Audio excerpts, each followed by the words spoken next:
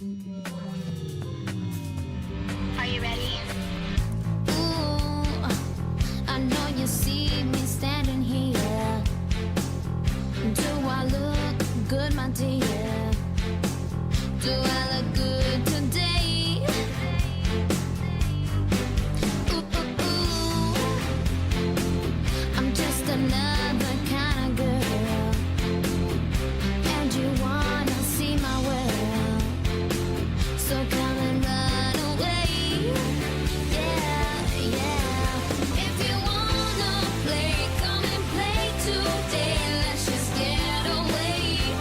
Yeah, I will make you see all the things that you can be. Believe in yourself, come follow me. Yeah, yeah. Well, thought you'd seen the last of me. It is I, Male-ificent, the mistress of all reading. I'm back. I survived the book junkie trials. Well, it has been a long trial and I am bloody knackered. But yeah, another month gone. This is my book junkie trials wrap up. What a month. What a month. This is a really good back scratcher. That is the way. Anyway, listen well, all of you. Again. So I did compete in the Book Junkie Trials as part of the Mage team. So me and the Marquess of Magi, Becca, we just met up recently, just after finishing our very grueling trials to have a bit of a chin wag, have some bevs, and it was a blast. So the Mages might not have won, you know, after all of that smack talk I had in my original video. We may not have actually beat the other teams. We will find out in the live show. I believe there's going to be a live show soon, so that's pretty cool. I hope that the Mages won. So obviously it is a fact that the Mages worked the hardest during the Book Junkie trials. I mean, breathe if you agree. It might not have worked out in our favour, which is disappointing. But you know what? It was all about the camaraderie. Like, I had such a blast with my fellow mages, you know, pinching the Queen's jewels from the Queendom Stone, losing our way in the Forgotten Forest because we couldn't remember where we were going, being proper slags at Dwarf Mount, you know, just the usual. So let's just get into the wrap-up of the month. As mages, we started off at Oak Grove, and we were supposed to read something that was gory, gritty, or gruesome. And I did choose Cujo by Stephen King for this book, but I did lose my film earlier at the very start of the Book Junkie Trials, so I decided to put this one down. Queen Rachel Marie gave me a pardon on this book, so I could just change this, even though mages aren't really supposed to, but you know, favoritism as always. So I ended up replacing that one with Dread Nation by Justina Island. I did this one for the Read Rate Review Book Club, which you can catch the show on Book Roast channel. And we did a live show for it. It's really fun. Check it out. And I did end up lowering my rating of this book, I think from a 3 to a 2. Did I give this one a 2 stars? I did originally give this one like 3.5 stars, but then I kind of slipped this one down as the live show went on because I realised that with this book there wasn't really that much plot. So let me explain a little bit if you're new here. So this follows our main character Jane. She is enrolled at this school that fights zombies, which sounds like, it honestly sounds like so cool, but this kind of goes in a different direction third into the book. It could have been really well done, but I felt like there were a lot of missed opportunities in this one. The things that I did like about this was that I did enjoy some of the characters. I thought Catherine, who was the side character, was probably one of the best characters by the second half of the book. Jane just seemed like a heroine who was just too perfect. She could do no wrong. There were no stakes in this. There was no sort of sense of danger, really. I always felt like they were always going to get out of trouble because, you know, the main character is just so good. So yeah, I ended up just giving this one 3 stars. And I'm glad this will be the last time I really discuss this one because I just can't be arsed anymore. Do check out that live show though. And then I stepped over to Old Pirate Road, and that was to read a book that is partly set on the sea. So I read Dark Shores by Danielle L. Jensen. Do not ask me what this is about anymore. I've forgotten at this point. I read this so long ago now. I can't remember. I don't even remember what the main characters are called. I just remember that I went into this expecting some kind of Pirates of the Caribbean-esque kind of book, and it just was not, and I was so disappointed by that. But that was my own fault. The author wrote on Goodreads that if you are expecting Pirates of the Caribbean, don't. So let's just have a bit of a split narrative. We do have a main character called Terriana, and she has a friend who is getting forced into a marriage, and she tries to help her, but in doing so she angers and pisses off a lot of people. By the time I got to the halfway point of this book, I kind of just went, you know, I just wasn't paying attention. But I do remember I really didn't like the romance in this as well. There was like a love to hate, no, hate to love. No, what's it? there was that enemies to lovers trope that can be really well done sometimes, but it just wasn't in this. It was so boring. This is probably my lowest rated book of July for that reason, because I couldn't even tell you what this is about anymore. Like, as soon as I went on to the next book, this one just went right out my head. My dress keeps splitting. I've managed to cover it up with a t-shirt underneath. Very classy. So then I went over to Glimmer, and that was to read a book with a beautiful cover, and for that one I read Nevermore, The Trials of Morrigan Crow by Jessica Townsend.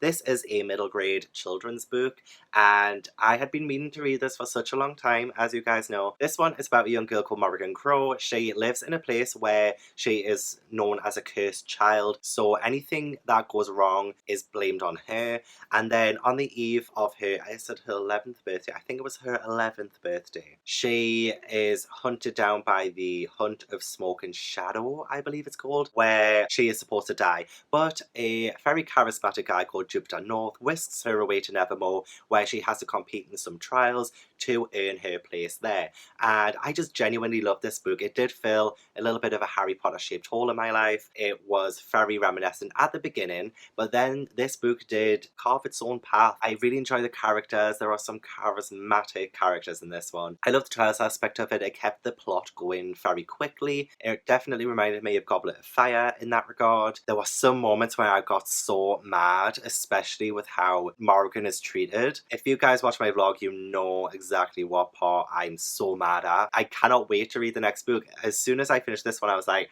right, I'm putting the second book on my August TBR, and it is to be read during the Newts Readathon, so that's pretty cool. I honestly love this so much. This is one of my favourite children's books so far that I've read this year. And then for the Draconic Isle, I had to read a book that featured dragons, and for that one I read Storm of Swords by George R.R. Martin. For some reason in the Book Junkie Trials, I just made it all as one when this book is split in two in the UK, but I finished part one first. Part one I did enjoy. I enjoyed so much more than Clash of Kings. You will already know what this book is about because the Game of Thrones show is based on this series, The Song of Ice and Fire. I did join the live show for the Catch Up Book Club, so make sure you check that out. I'm not going to talk about Sansa in this video, but I loved more of the atmosphere in this. I love how things were ramping up in terms of action, because the second book was a lot about talk, about war strategy and who's king and all that crap. But this one really took it to the next level. I really enjoyed it. And as you know, I'm quite new to epic fantasy. It's still a really scary series for me. This is one that is out of my comfort zone, so that is where my weakness as a mage comes into this one. Yeah, it was good. I loved Brienne's and Jamie's chemistry in this one. If you guys want to know my thoughts about this, you can watch the Catch Up Book Club, which I will link up on one of these sides of the screen here. I gave this one 4 stars. It wasn't a perfect 5-star read for me, and it's still not my favourite of the series so far. I think Tyrion was my favourite character in this, and it surprised me to find that Daenerys was probably the most boring one for me. And I love Daenerys. Like, I love her so much. Like, it hurts my soul to know how much I love Daenerys Targaryen, and she was boring in this. That's an unpopular opinion, so don't at me. So as I finished part 1, I didn't want to get to part 2 just yet, so I went to the Empty Barrel Inn just for a bit of a break, and that was to read an indulgent read. And for that one, I read Frostheart by Jamie Littler. I gave this one 5 stars. This is a proof copy, and it comes out on October 3rd. I've said this before, my favourite children's book since Harry Potter and the Deathly Hallows. And that was like, what, 14 years ago? 13 years ago? 12? And I genuinely love this one. You're sick of hearing it, but if you're new here, I do want to tell you about the genius of this book. So this story follows a young boy called Ash. He lives in a stronghold, and there is this snow sea that separates every stronghold, and they are like really spaced out. Ash is a very rare song weaver, so he can connect to leviathans, and leviathans are monsters that live out in the snow sea, which makes it very dangerous to leave the stronghold. But being a song weaver means that he can connect with them, but they can also connect with him, and that makes him very dangerous. So when he saves a crew aboard the Frostheart when they visit his stronghold, he gets kicked out of that stronghold, and he ends up going on this adventure with this crew. And it's very reminiscent of a bit like Treasure Island meets Frozen, meets Nevermore, meets How to Train Your Dragon. It has it all. I freaking love this one so much. This is genuinely a huge favourite of mine. Comes out in October in the UK, but I think it comes out in November in the United States under the name of Voyage of the Frostheart. Oh god, I loved it. The characters in this are just so charismatic because you meet the entire crew of the Frostheart and they each have their own little quirky personalities. The villain is a little bit obvious, but at the same time it's fine because this is a middle grade. I wasn't expected to be blown away by the villain, but I love the fact that this book has this really climactic battle sequence that lasts quite a while. It doesn't just glaze over the conflict, which a lot of children's books do. So I enjoy the fact that a lot of detail went into this, a lot of time and effort, and I just, oh my god, I genuinely love this book. Like, oh god, I can't wait for the finished product to finally come out because this is illustrated by Jamie Littler, who wrote the book as well. He illustrates the book, but in the proof copy it only goes up to the halfway point. So when the finished product comes out, it'll be fully illustrated and it's just going to be gorgeous, and I love the proof copy as well. It's just absolutely fantastic. This was definitely my favourite read of July. I freaking love this one. I kind of don't even know why I'm wearing this Maleficent outfit anymore, to be honest. So obviously I had to go back to Draconic Isle to finish off that prompt before I went to the Bookie Grail. I just split something. So after that little break at the Empty Barrel Inn, I went back to Draconic Isle to finish off those dragons. I finished part 2 of A Storm of Swords, Blood and Gold by George R.R. Martin. I actually give this one 5 stars, even though I have a lot of gripes with it. I was expecting to love it more than I did. I felt like some of the parts of this were very rushed, and yet George R.R. Martin is very good at really expanding things, and he can talk about bugger all for like 20 pages, and then yet we get to some really iconic moments and it's over in like 2 pages, maybe less than that. I don't know, I was just expecting a little bit more, but I still enjoyed it. This was definitely a step up from Clash of Kings and even part 1 as well. Again, check out my thoughts on this in the live show. They have been a little bit controversial. It also went super quickly as well. It went through a lot of the things that happened in season 4 of Game of Thrones in this one. So I was left a bit confused, a bit whiplash. It was probably the most action-packed, but still my favourite one in the series is A Game of Thrones, the first book. I don't know if epic fantasy is the thing for me really, but I still really enjoy them. I just find them so hard to get through half the time. I love the fact that I don't know, I'm sick of talking about this one as well, so I'm gonna fling it. So during the Book Junkie trials, I actually wasn't going to take part of the reading rush. Very last minute, like literally on the first day. Actually, it wasn't even on the first day, it was on the second day of the reading rush. I decided I wanted to join in. So I ended up going to another team's destination. I ended up going to Dwarf Mount. That was to read a book with a hint of romance. So I read The Fandom by Anna Day. I read this one because the author did come into my Waterstones and we had a young adult book group together. And I gave this one 3 stars. I didn't enjoy it that much. I kind of... So this is about a girl called Violet and her friends. They get sucked into the world of the gallows dance, which in this book is like a huge pop culture phenomenon. It was a huge book and then it was made into a movie and they get sucked into this world of this when they go to Comic-Con. Now I love the idea of it. I love the idea of getting sucked into your favourite world. How many times have I dreamed of like going to Hogwarts? With a Fandom, I just wasn't really that bothered because it did focus a lot on the romance aspects of it. I thought it would have been so much better if it had have focused on the world, because there is a war going on between the imps and the gems. The imps are like the rebels, you know, they're the imperfects, and the gems are these genetically modified perfect citizens kind of thing. There's a lot of prejudice going on. Unfortunately, I didn't enjoy it as much as I wanted to, so I gave it 3 stars, and then I had to bullshit my way through that young adult book group. And for the reading rush, this was to read an author's first book. So for the Book Junkie trials, I still took a detour because I didn't want to get the Bookie Grail just yet. I went to the Queenham Stone, and that was to read a book that featured royalty. And for the reading rush, this was to read a book in the same spot the entire time. So I read The Phantom Rising by Anna Day, which is a sequel to The Fandom. Gave this one 3 stars. It was a little bit of a step up from the first one. At one point I was going to give this 4 stars, but it kind of let me down. It's quite short, it felt very rushed. But I like the split narrative in this one. So we get an alternate perspective from a supporting character from the first book, and I enjoy that. The other character is sort of judged a lot, so we get more into what makes her tick. I can't say much with it being a sequel because I don't want to tell you if they make it out or not at the end of the first one. So I'm going to have to leave that one there. I genuinely wanted to like these books more than I did. And they are good, but I don't want good, I want great. I am Male-ificent, I don't settle for good, I settle for the best. But finally, I finally got the Bookie Grail after all this time. So it was about time that I stopped fucking around and I just went straight for the Bookie Grail. It was to read the group book, which is Stardust by Neil Gaiman, or to read a book that features an adventure to find something lost. So I ended up swapping that one for Treasure Island by Robert Louis Stevenson, which is a classic. And it was the first time reading this as well. I never read it as a child. I gave this one 4 stars. This was like a very piratey read, which was what I was after when I read Dark Shores. With this one as well, with it being a classic, it was a little bit tougher to read. I really appreciate this as well. It was good. There were some aspects of this that were glazed over that I remember from childhood that stick in my memory from like movies and adaptations and stuff. I shouldn't have been disappointed with it. I shouldn't have, because I'm basing my judgments off the movies. There were like things like Mr. Arrow that just stick out to me, and I just didn't really get in this. He was in like 4 paragraphs and that was it. And the relationship between Long John Silver and Jim Hawkins just wasn't really that developed. So this, I'm sure you know what it's about, but this does follow Jim Hawkins, who lives in an inn with his mum and dad. A pirate comes to stay and he ends up getting the black spot, and it starts this whole adventure mess where Jim Hawkins comes into possession of a treasure map, and there he meets a ragtag team of people on the ship. What's it called? The Armadia, Hispaniola?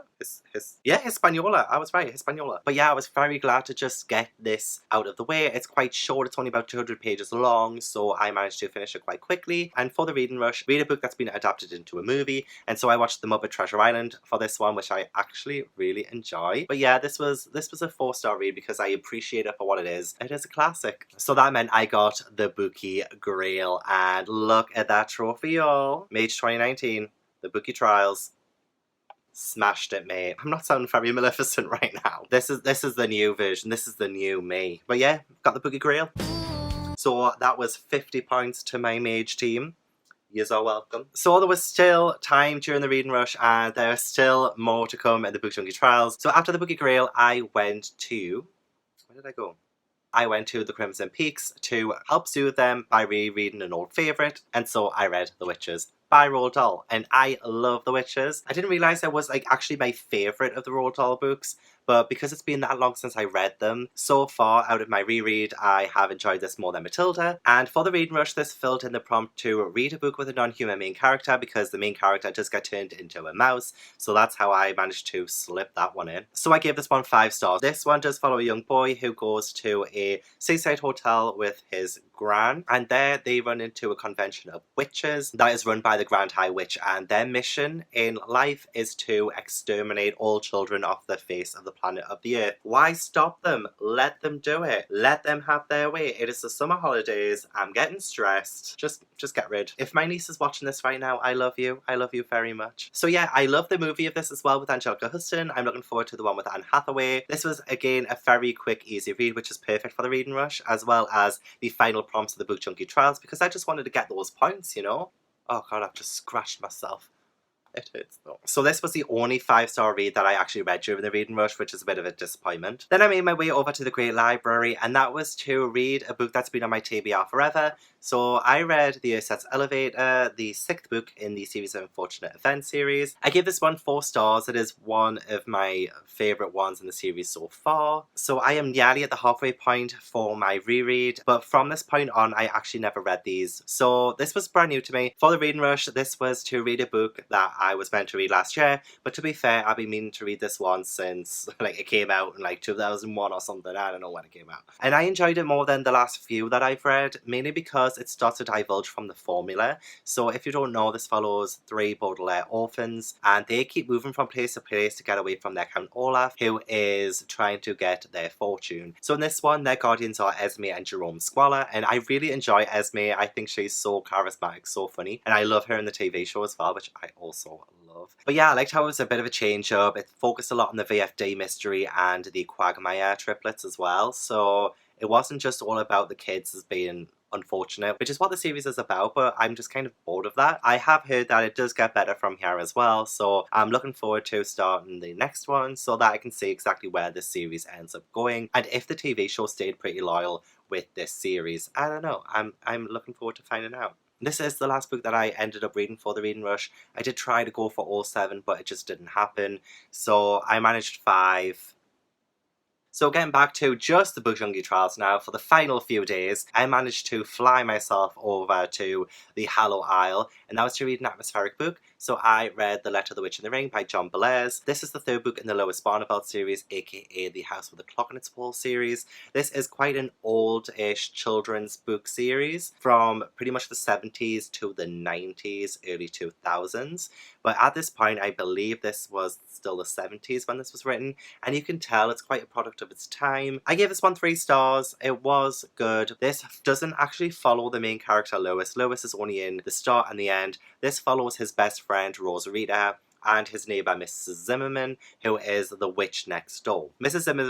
Zimmerman, it's very hard to say her fucking name. Mrs. Zimmerman, she gets a letter from a cousin who dies and leaves her a farm and this ring that belonged to King Solomon. So when she goes there, she finds that the ring is missing and there is this little mystery on their hands. It is quite atmospheric. I do enjoy the story, but I just wasn't the biggest fan of the clichédness of this, and the fact that I guess the main character isn't even in it. But it was really quick and easy to read. It is a pretty good series to read. I mean, I enjoy them, but it's definitely aged. And we are coming to the end. For the final location, I went to the Forgotten Forest, and I had to read the next in a series. So keeping with the Lois Barneveld series, I read The Ghost in the Mirror. This was actually written by Brad Strickland because the original author, John Bellairs, died and left notes on how he wanted the next few books to be written. So Brad Strickland came in, took his ideas and wrote them down. This is pretty much the same as the 3rd book. This follows Rosarita, not Lois Barneveld, and Mrs. Zimmerman and she go on this adventure together, but they actually get sent to the past in 1828 where they help this family that's running on hard times because the townsfolk there are accusing them of being involved with witchcraft. I gave this one 3 stars, but I did enjoy it just a little bit more than The Letter of the Witch in the Ring. Because I like the time travel aspect of it, it does make the stakes feel a little bit more higher because you don't know how they're going to get back home. But again, this is very cliched, product of its time. I like the fact that we have Rosarita who is growing up. She's like 13 now. She is on the cusp of womanhood and it's kind of tying in supernatural elements with her growing up. I do like her relationship with Mrs. Zimmerman. Yeah, it was fine. I don't like how the villains in this series always spell it out for the characters. Like, this is what I've done, this is what I'm going to do. This is, you know, it's very boring that way, and so the climax always feels a little lackluster. But these books, like the Lois Barneveld series, is so quick and easy to read that you could just like read them in one sitting and just be like, well, that was actually like a bit of a fun ride. But just don't expect the best stuff with the series. So then you won't be disappointed. I wasn't disappointed. It was a bit meh. So yeah, I gave it 3 stars. And this was my final read for the Book Junkie Trials. Get the fuck in. I am knackered. That was 13 books, but I only fit 12 prompts. Stupid me. That meant that I read a total of 4,701 pages in July with an average of 3.75 stars. There were 6 books on my TBR that I wanted to get to this month, but I just didn't because I could not. But that was the best I could do. That was the best I could do. I could only do 13 books, 12 prompts. I really wish I hadn't merged Storm of Swords together. But that's fine. 13 books is actually a record-breaking month for me. That's the most I've ever read in one month. And I'm so super happy about that. So proud of that. And one of the books as well was Storm of Swords. You know, it's like, God, that had like 1,100 pages and it's like so out of my comfort zone. I just couldn't believe it. So I'm so happy about that. This was a very good reading month. Yes. That is it. Male-ificent out until next Book Junkie Trials, which will be next summer, I'm sure. I'm going to hibernate for a long time because this readathon did kick my arse. But you know, I had my trophy. I'm fucking happy. Impressive. I could honestly sleep for 100 years. I've got the next readathon to think about, you know? But anyway, sorry. Yes, let me know how your reading month went. Did you participate in the Book Junkie Trials? Were you Team Mage? Who won? Like, I just want to know who won. It probably wasn't the Mages, but I am a gracious loser, okay? And it's the taking part that counts. So I had a lot of fun. I hope you guys did as well. Thank you for checking out my video. I do appreciate it. I always appreciate it. Give me a little like if you like the video. Subscribe if you haven't already. I want to go rock out to a bit more Jamie Lynn Spears, I think. Thanks for watching. Bye.